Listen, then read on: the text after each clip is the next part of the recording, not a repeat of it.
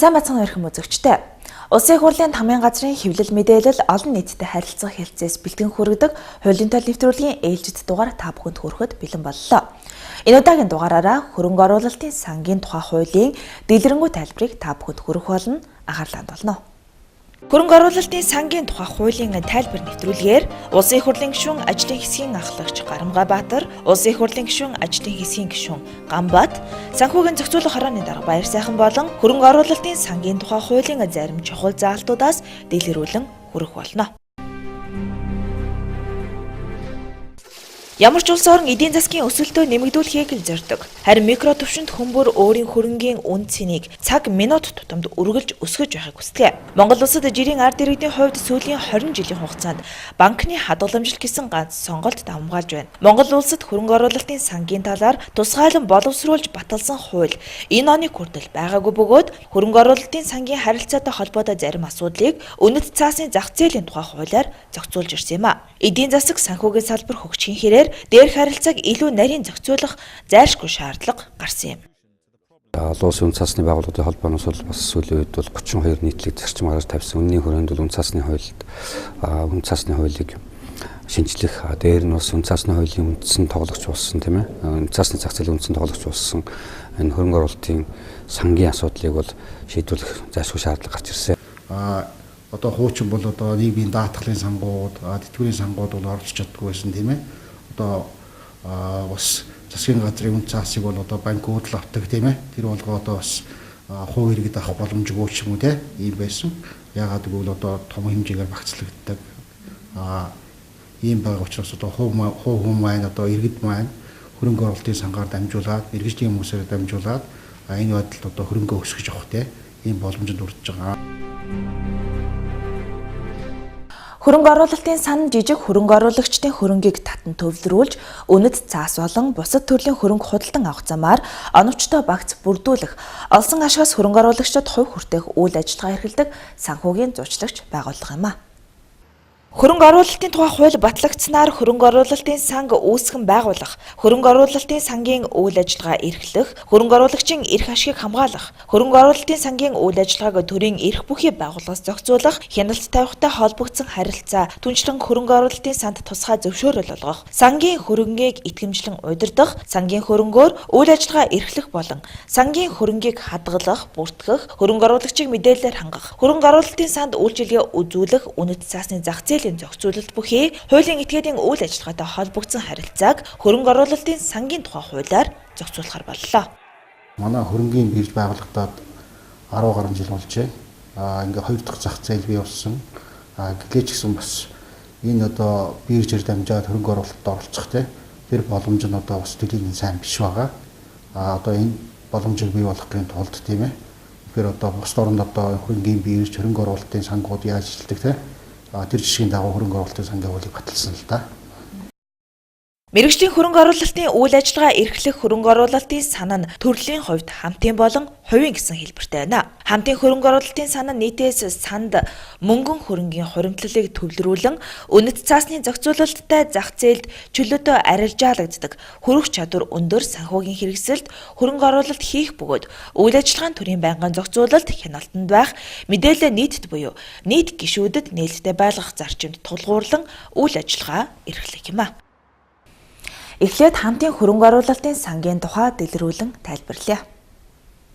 Хамтын хөрөнгө оруулалтын сан буюу олон улсын нэрлэж заншснаар үндэсний хөрөнгө оруулалтын сан нь төрийн оролцоотой байдаг ба санхүүгийн актив, үнэт цаас, бонд, өмч, үнэт металл болон бусад санхүүгийн хэрэгслүүдийг багтаадаг юм. Үндэсний хөрөнгө оруулалтын сан нь тухайн үндэсний мөнгө санхүүг тогтоон барьж, санхүүгийн бусад их усрууд руу хуваарлалт хийх институт болж өгдөг. Үндэсний хөрөнгө оруулалтын сан нь төсвийн давсан орлогыг төвлөрүүлэн хийдимийн хадгалаад байх биш, тодорхой хувийг нь одоо болон ирээдүйд үр ашгаа өгөх их усрууд руу оруулж өгдөг юм а. Абу Дабигийн хөрөнгө оруулалтын сан 1976 онд байгуулагдсан 875 тэрбум $. Акцивтэй. Сингапурын засгийн газрын хөрөнгө оруулалтын корпорац 1981 онд байгуулагдсан 330 тэрбум $. Акцивтэй. Харин Норвегийн тэтгэр тэтгэмжийн сан 1990 онд байгуулагдсан 443 тэрбум $. Акцивтэй ажээ. Эдгээр үндэсний хөрөнгө оруулалтын сангууд нь дэлхийд тэргүүлэгч сангууд юм. Үндэсний хөрөнгө оруулалтын сангууд нь зөвхөн нэг улсын нутаг дэвсгэр дээр үйл ажиллагаа явуулдаггүй бөгөөд олон улсыг хамарсан санхүү эдийн засгийн тогтолцоог үүсгэдэг юм а. Үндэсний хөрөнгө оруулалтын сан 3 төрөл байдаг юм. Байгалийн нөөцлөөр тулгуурласан сангууд, жишээ нь Оросын холбооны улс, Арабын нэгдсэн Эмират улсууд хөрөнгө оруулалтын сангууд нь ийм жишээтэй байна. Гадаад валютын нөөцөндөө тулгуурласан сангууд, жишээ нь Бөгөөд Найрам дахь Хятад ард улс, Сингапур улс. Тэтгэвэр тэтгэмжийн нөөцлөөр тулгуурласан сангууд, жишээ нь Норвеги, Европын холбооны улсууд багтаж байна. Үндэсний хөрөнгө оруулалтын сангийн орлогын их сурвалж нь ашигт малтмал байгалийн баялагын нөөц, гадаад валютын нөөц, тэтгэврийн сан, даатгалын сан, үндэсний төрийн өмчит корпорациудын орлого эзэлдэг байна. Бол олон зуун жилээр энэ хөрөнгө оруулалтын сан, хөрөнгийн бирж ингээ ажиллаа сурчин. Одоо ямар нэгэн бид хүн ярьдаг л да бас нээлттэй компаниуд байна тийм ээ. Энэ нээлттэй компаниуд одоо ямар нэгэн байдлаар орохлохын тулд одоо тухайн хөрөнгө оруулалтыг удирддаг тийм хөрөнгө оруулалтын менежментийн компани байх хэрэгтэй. Энэ зах зээл дээр тоглодог мэргэжлийн хүмүүс байх хэрэгтэй л та. Энэ мэргэжлийн хүмүүс маань одоо тухайн хүмүүсийн хөрөнгийг авч итгэлийг хүлээж ингэж ажилласаар бол одоо хөрөнгийг өсгөж өгдөг. Нөгөө хөрөнгийг бол одоо компаниуд оруулснаар бол ажлын байр бий болдог. Одоо энэ одоо манай зах зээлийн системд ажилладаг ийм одоо зарчмал да. Энийг одоо оруулж өгснөөр бол одоо манай хөрөнгийн бирж, хөрөнгө оруулалт, ажлын байр бий болох тийм энэ одоо яг бус орнуудад ямар явагддаг вэ? Тэр жишг төвшнгөөр явах одоо юунд тавигчлаа л гэж бод.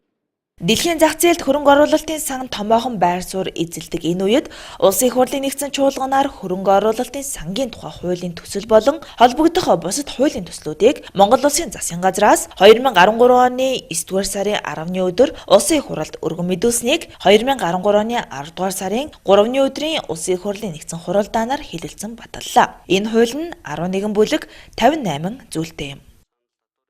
Санал хурааж болно гэх юм бол 3-2-ын тусгай сан хуулиар зохицуулагдсан сан түүний хөрөнгө оруулалтын үйл ажиллагаа эрхлэлтэй холбогдсон нийтлэг харилцааг энэ хуулиар үйл ажиллагааны онцлогтой холбогдсон бус харилцааг тус тусдын хуулиар зохицуулна гэх юм бол саяын одоо инкам болон гишүүний ярьж байгаа яриа байхгүй болоод 4 дахь санал бол үндсэндээ тэн дээр санал гарахгүй орох ийм л нөхцөл үүсгэхээр би зөвхөн ажлын хэсгийн гишүүний хувьд хэлж байгаа.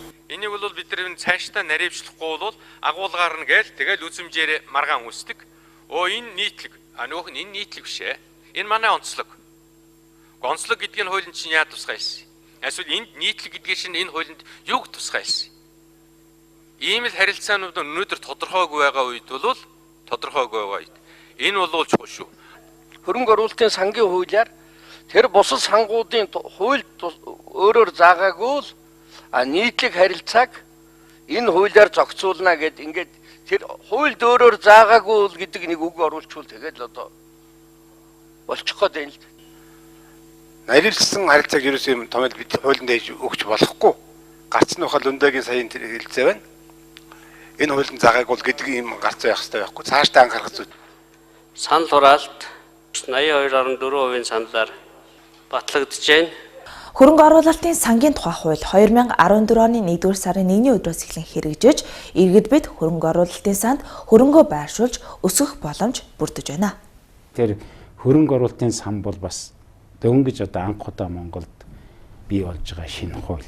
Энэ бол бас түүхэн хууль шүү дээ. Үнд цаасны тухай хуулийг бол өнгөрсөн чуулганаар бол бид батлаад гаргацсан. Одоо үнд цаасны хуулийг хэрэгжүүлэхэд хамгийн их хөшүүрэг болох хуулийг нь бол энэ хөрөнгө оруулалтын сангийн хууль байхгүй. Тэгэхээр хөрөнгө оруулалтын сан бас хөрөнгө оруулалтын тухай хуультайгаа бас уягдж байгаа. Яг тэгвэл гадаадд байдаг том хөрөнгө оруулалтын сангуудыг бид яаж Монгол орнд авчрах вэ? Тэр хөрөнгө оруулалтын сангийг бид одоо улс орны эдийн засгийн сайжруулахын төлөө ашиглаж болох хөвлөрөө тэгээд бас энэ иргэдийн гар дээр байгаа. Одоо жишээлх юм бол бидэнд өнөөдөр бол санхүүгийн их усруу зөвхөн банк гэж ойлгож байна. Тэгвэл банкнаас гадна хөрөнгийн бирж мөн хөрөнгө оруулалтын сангууд гэж шинэ хууль одоо бий болж шít. Нэгсэндээ банктай одоо дүүхүүц тийм одоо нэг бүлэг бий болж ирж байгаа байхгүй юу. Тэгэхээр бол энэ бол үнэхээр одоо нэг хөлтэй байсан бол хоёр хөлтэй болгож байгаа л хэлбэр гэсэн. Хөрөнгө оруулалтын сангийн тухай хууль нь манай өнөөгийн бизнесийн орчинд чухал хэрэгтэй. Бодит амьдрал дээр бизнес эрхлэх гэж байгаа хүнд ганц л сонголт байдаг. Тэр нь банкнаас зээл авч үйл ажиллагаагаа эхлүүлэх. Үүнийг шийдэхээр банктай өрсөлдөхүйц мэргэжсэн хөрөнгө оруулалтын сангуудын ажиллуулж болохыг хуульчилсан. Одоо бизнесийн санхүүжүүлж буй харьцааг харах юм бол 98% банкар 2% нь хөрөнгийн бирж буюу санхүүгийн захаас мөнгө авдаг. Мэргэжсэн хөрөнгө оруулалтын санг ашигласнаар цаашид энэ харьцааг хөгжсөн орнуудад байдаг шиг харьцаатай болгох бололцоо бүрдэж байгаа гэсэн үг.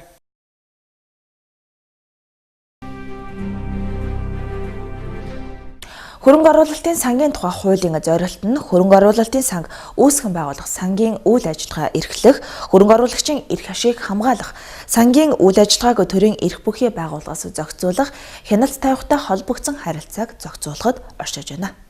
За хөрөнгө оруулалтын сан бүрдснээр юу хийдэг юм бэ гэхээр нэгсэндээ та бүхэн мэдж байгаа арилжааны банкнд дах иргэдийн хугацаатай хадгаламжаар урт хугацааны хөрөнгө оруулалт их бололцоо их юм шүү дээ. 1 жилийн хугацаатай хадгаламжлага хугацаагүй хадгаламж ч юм уу. Гэтэл хөрөнгө оруулалтын сангууд бол энэ хөрөнгийн зах зээлээр дамжуулан урт хугацаанд хөрөнгө оруулалт хийж тэндээс урт хугацаанд ашиг олох тийм болцоог бүрдүүлж өгдөг. Энэ хуулийн нэг үндсэн зохицуулт нь яасан гэхээр за хувийн хөрөнгө оруулалтын сангуудын тухайд бол илүү бүртгэлийнхаа тал руу явцсан. Тусгай зөвшөөрлийн гэхээс илүү бүртгэлийнхаа системээр явцсан байж байгаа. Хувийн хөрөнгө оруулалтын сангийн тухайд гишүүд нь зөвшөөрсөн нөхцөлд заавал чөлөөтэй арилжаалагдах санхүүгийн хэрэгслээс гадна алдтай компани хувьцаа болон бусад санхүүгийн хэрэгсэл, үл хөдлөх, эд хөрөнгө зэрэг эрсдэл өндөр хүрэх чадвар харьцангуй хязгаарлагдмал санхүүгийн хэрэгсэлд хөрөнгө оруулалт хийж болох бөгөөд эрсдлээ өөрийн хөрөнгөөр бүрэн хүлээхээр зохицуулагдсан болно. Одоо олон жил одоо хөгжсөн улс орнууд байна тийм ээ. Одоо бид нар бол одоо төлөвлөгөөт эзэнсгээс салаад зах зээлийн нийгэмшилж байгаа хамгийн гол зүйл үл энэ. Одоо их олон том банкуд, олон том компаниуд бий боллоо гэж ярьдаг тийм. Тэрнийхээ ашгийг бол одоо ард түмэнд хүртээхгүй байна. Зөвхөн татвар хэлбэрээр л тийм. Одоо улс татвар хэлбэрээр л авч одоо тэр нь алдаж байна. Хөрөнгө оруулалтын санд иргэн болон хуулийн этгээд хөрөнгө оруулалт хийж болно. Хөрөнгө оруулалтын санд хамтын болон хувийн хэлбэрээр хөрөнгө оруулалт хийж болох бөгөөд хамтын хөрөнгө оруулалтын санд зөвхөн мөнгөн хөрөнгөөр харин хувийн хөрөнгө оруулалтын санд мөнгөн хөрөнгөөс гадна тухайн хөрөнгө оруулалтын сангийн дүрмээр зөвшөөрсөн тохиолдолд бусад санхүүгийн хэрэгслээр хөрөнгө оруулалт хийж болох юм. Түүнчлэн хөрөнгө оруулалтын санд оруулах хөрөнгө нь өмчлөх эрхийн зөрчилгүй альва үүргийн гүйцэтгэлийг хангах үүрэг хүлээгээгүй байна. Хөрөнгө оруулалтын сангийн үйл ажиллагаа эрхлэх хугацааг 10 хүртэлх жилээр хуулинд зааж өгчээ. Хөрөнгө оруулалтын сангийн үйл ажиллагаанд баримтлах зарчим хэлбэрийн талаар хуулийн зүйл залтаар нь та бүхэнд дэлгэрүүлэн хүргье. Хөрөнгө оруулалтын сангийн тухай 2 дугаар бүлэг хөрөнгө оруулалтын сангийн үйл ажиллагаанд баримтлах зарчим. Хөрөнгө оруулалтын сангийн үйл ажиллагаа нь хөрөнгө оруулагчдын эрх, хууль ёсны ашиг сонирхолд нийцсэн байх. Сангийн үйл ажиллагааны талаар хөрөнгө оруулагчид үнэн зөв мэдээллийг өгч байх. Хөрөнгө оруулалт хийх хязгаар хориглох зүйлийг хөрөнгө оруулалтын бодлогод урьдчилан тодорхойлж, түүний чанд мөрдөж ажиллаж, эрсдлийн зохистой удирдлага, эрсдлээ сэргийлэх арга хэрэгсэлтэй байх. Хөрөнгө оруулалтын сангийн үйл ажиллагааны улмаас учрах хөрөнгө оруулалтын эрсдлийг уг санд хөрөнгө оруулалт хийсэн хөрөнгө оруулагч санд оруулсан хөрөнгийнхөө хэмжээгээр хүлээх гэж хуулин заасан байна. За хөрөнгө оруулалтын сангууд бол өөрснөө бол цаана өөрөө дүрмийн зорилгоор тодорхойлсон байдаг. Дүрмээр юу гэж хэлдэг вэ гэхээр хөрөнгө оруулалтын бодлогын баримтчилгааг гаргацсан дүрмээ баталсан байдаг. Энэгээр бид нар зөвхөн одоо гэдэг хуулуурхайн компани хувьцааг худалдаж авнаа гэсэн дүрм хөрөнгө оруулалтын бодлогын баримттай заасан бол тэр сан бол тэрүүгээрээ л явна. За тодорхой хугацаанд бид нар за энэ Монголын одоо юу гэдгийг жижиг дунд бизнест хөрөнгө оруулнаа л гэсэн бол тэрүүгээрээ яваал 5 жилийн дараа энэ сан бол татан богдно гэдээ хугацаа заасан бол хугацаагаар татан богдоод явчихдаг. Хөрөнгө оруулалтын санг зөвхөн хөрөнгө оруулалтын менежментийн үйл ажиллагаа эрхлэх тусгай зөвшөөрөл бүхий хуулийн этгээд үүсгэн байгуулна. Хөрөнгө оруулалтын санг 2 буюу түүнээс дээш тооны хөрөнгө оруулалтын менежментийн үйл ажиллагаа эрхлэх тусгай зөвшөөрөл бүхий хуулийн этгээд хамтран үүсгэн байгуулах тохиолдолд тэдгээр нь хоорондоо тус тусын гүйцэтгэх, чиг үүрэг, эрх үүрэг, хариуцлага болон санхүүжилтийн талаар гэрээ байгуулна. Хөрөнгө оруулалтын менежментийн үйл ажиллагаа эрхлэх тусгай зөвшөөрөл бүхий хуулийн этгээд хорооноос тогтоосон шалгуур, шаардлагыг хангаж байгаа нөхцөлд 2 буюу түүнээс дээш тооны хамтын хөрөнгө оруулалтыг сан үүсгэн байгуулж болно. Хөрөнгө оруулалтын санг үүсгэн байгуулах тухай бүрт үүсгэн байгуулагч хөрөнгө оруулалтын менежментийн компани нь санг үүсгэн байгуулах баримт бичгийн хороонд бүртгүүлсний үндсэн дээр үүсгэн байгуулах ажиллагааг гүйцэтгэнэ. Бүртгүүлсний дараа хамтын хөрөнгө оруулалтын санг үүсгэн байгуулах ажиллагааг доор дурдсан дарааллын дагуу гүйцэтгэнэ. 3 дугаар бүлэг хөрөнгө оруулалтын санг үүсгэн байгуулах. Хамтын хөрөнгө оруулалтын санг хуулийн этгээдийн улсын бүртгүүлэх хамтын хөрөнгө оруулалтын сангийн нэг жирхийн танилцуулгыг боловсруулж уг танилцуулгын хороонд бүртгүүлэх. Хамтын хөрөнгө оруулалтын сангийн нэг жирхийг танилцуулгыг нийтэд танилцуулах, нийтээс хөрөнгө төвлөрүүлэх. Хамтын хөрөнгө оруулалтын сангийн үйл ажиллагаа эрхлэх тусгай зөвшөөрөл авах, уг сангийн үйл ажиллагааг эрхлэх гэж хуулинд тусгаж өгчээ. Хөрөнгө оруулалтын сангийн нэр нь түүний оноос нэр болон хамтын хөрөнгө оруулалтын сан гэсэн дэлгэрэнгүй тэмдэглэгээ эсвэл хамтын ХОС гэсэн товчилсон тэмдэглэгээнээс хувийн хөрөнгө оруулалтын сангийн нэр нь түүний оноос нэр болон хувийн хөрөнгө оруулалтын сан гэсэн дэлгэрэнгүй тэмдэглэгээ эсвэл хувийн ХОС гэсэн товчилсон тэмдэглэгээнээс тус бүрднэ. Дээрхээс бусад этгээд хөрөнгө оруулалтын сангийн дэлгэрэнгүй болон товчилсон тэмдэглэгээг хэрэглэхийг хориглоно. Хамтын хөрөнгө оруулалтын санг үүсгэн байгуулах бүртгэлд үүсгэн байгуулах хөрөнгө оруулалтын сангийн төрөл хэлбэр болон хөрөнгө оруулалтын санг төвлөрүүлэх хөрөнгийн хэмжээг тусгах шаардлагатай. 3 дугаар бүлэг хамтын хөрөнгө оруулалтын сан нийтээс хөрөнгө татах хөрөнгө оруулалтын сангийн үйл ажиллагаа эрхлэх тусгай зөвшөөрөл. Хамтын хөрөнгө оруулалтын сангийн нэг жирхийн танилцуулгыг хороо бүртгэснээс хойш 6 сар хүртэлх хугацаанд нийтэд танилцуулах бөгөөд энэ хугацаанд сангийн дүрмд заасан хөрөнгийг төвлөрүүлж чадаагүй нөхцөлд тухайн сангийн үүсгэн байгуулах ажиллагааг зогсоож уг санд сангийн үйл ажиллагаа эрхлэх тусгай зөвшөөрөл олохгүй. Үүсгэн байгуулагч нь энэ тухай хороонд мэдэгдэх бөгөөд хорооноос сангийн үүсгэн байгуулах ажиллагааг зогсоох тухай шийдвэр гарснаас хойш ажлын 15 өдөрт багтаан сангийн дансанд хуримтлагдсан хөрөнгийг хөрөнгө оруулагчид буцаан олгох, уг санг улсын бүртгэлээс хасуулж татан буулгах үйл ажиллагааг зохион байгуулна. Хамтын хөрөнгө оруулалтын сангийн дүрм заасан хөрөнгийн тусгаарласан дансанд бүрэн төвлөрүүлсэн бөгөөд тусгай зөвшөөрөл олгохоос татгалзах үндслэгүй гэж үзсэн бол хороо хүсэлтийг хүлээн авснаас хойш 14 хоногийн дотор хамтын хөрөнгө оруулалтын сангийн үйл ажиллагаа эрхлэх тусгай зөвшөөрлийг олгоно. Хороо хамтын хөрөнгө оруулалтын санг байгуулагдсан тооцож хөрөнгө оруулалтын сангийн үйл ажиллагаа эрхлэх тусгай зөвшөөрөл олгосноор сангийн үйл ажиллагаа эрхлэх бөгөөд уг өдрөөс хөрөнгө оруулалтын менежментийн компани хөрөнгийн удирдлагыг хэрэгжүүлэх эрх нэгдэнэ. Хамтын хөрөнгө оруулалтын санд олгох хамтын хөрөнгө оруулалтын сангийн үйл ажиллагаа эрхлэх тусгай зөвшөөрлийн хүчинтэй байх хугацаа нь тухайн сангийн дүрмд заасан үйл ажиллагаа эрхлэх хугацаатай адил байна. Хөрөнгө оруулалтын сангийн активд тавих нийтлэг шаардлага зохистой харьцааны шалгуурыг санхүүгийн зохицуулахаараа тогтоох бөгөөд активд засгийн газрын өрийн хэрэгсэл, аймаг нийслэлийн засаг даргын гаргасан өрийн хэрэгсэл, нээлттэй хувьцаат компани хувьцаа, хаалттай хувьцаат компани болон хязгаарлагдмал хариуцлагатай компани хувьцаа, зохицуулалттай зах зээлд нээлттэй арилжаалагддаг компани өрийн хэрэгсэл, зохицуулалттай зах зээл нээлттэй арилжаалагддаггүй компани өрийн хэрэгсэл, гадаад улсын засгийн газраас гаргасан үнэт цаас, хөрөнгөөр баталгаажсан үнэт цаас, үүсмэл санхүүгийн хэрэгсэл, гадаадын болон үндэсний валют, алт болон бусад арилжаалагдах боломжтой уул уурхайн бүтээгдэхүүн, үйл хөдлөх эд хөрөнгө болон үйл хөдлөх эд хөрөнгийг эзэмших эрх гэсэн хөрөнгө оруулалтын хэрэгсэл байна. Та бүхэн мэдж байгаа унцаасны хуулиар бид нар Кастион банкыг бий болгохтой Кастион үйлчлэгийг нэвтрүүлэхээр болсон. За хоёрдугаарт нь хөрөнгө оруулалтын сангийн хуулийг бас бий болгохоор болсон. Хөрөнгө оруулалтын сан Кастион банкн дээр дансыг байршуулах асуудал бас яригдсан байна. Энэ бол ингээд цаагаараа ингээд ерөөсө хоорондоо холбоотой. Мэргэжлийн хөрөнгө оруулалтын үйл ажиллагааг санхүүгийн зохицуулах хорооноос тусгай зөвшөөрөл авсан хөрөнгө оруулалтын менежментийн компани эрхлэх бөгөөд хөрөнгө оруулалтын санг үүсгэн байгуулах, хөрөнгө оруулалтын санд хөрөнгө итгэмжлэн удирдах үйлчилгээг гэрээний үндсэн дээр үзүүлэх хөрөнгө нь кастодианы тусгай дансанд хадгалагдах юм а. Ингэснээр хөрөнгийн найдвартай хадгалалт, бүртгэл, хяналтын зах зээлийн дотоод бүтцийг бий болгох бөгөөд зах зээлийн мэргэжлийн оролцогч тус бүрийн үзүүлж байгаа үйлчилгээ, үйл ажиллагааны хяналтыг бүрдүүлэх боломж бий болно. Хамтын хөрөнгө оруулалтын сан нийтэд нээлттэй арилжаалагддаг санхүүгийн хэрэгслээс бусад төрлийн хөрөнгө оруулалтын хэрэгсэлд хөрөнгө оруулахыг хориглоно. Харин хөрөнгө оруулалтын сан дараах нөхцөлд татан буулгана. Хөрөнгө оруулалтын сангийн үйл ажиллагаа явуулах хугацаа дуусгар болсон хөрөнгө оруулалтын сангийн гишүүдийн хурлаас тухайн санг сайн дурын үндсэн дээр хугацаанаас өмнө татан буулгасан шийдвэр онцгой нөхцөл байдал үүссэн бөгөөд албатан татан буулгах шүүхийн шийдвэр хүчин төгөлдөр болсон хөрөнгө оруулалтын сан дампуурсан тохиолдолд татан буулгах юм а. Мэдээлэл авч болох хэрэгслүүд. Төрийн мэдээлэл эмхтгэлийн 2013 оны 41 дахь дугаараас хөрөнгө оруулалтын сангийн тухай хуулийн талаар бүрэн мэдээлэл авч болно. Мөн цахим хэлбэрээр TM эмхтгэл, Lost Cigmen аппликейшнуудаар дамжуулан хөрөнгө оруулалтын сангийн тухай хуулийн талаар татан авч үзэж болно. Ийхүү бидний бэлтгэсэн нэвтрүүлэг үгээр өндөрлөж байна. Улсын хурлаас шинээр батлагдсан гарч байгаа хууль тогтоомжуудыг бид үргэлжлүүлэн та бүхэнд тайлбарлах болно. Анхаарал тавьсанд баярлалаа.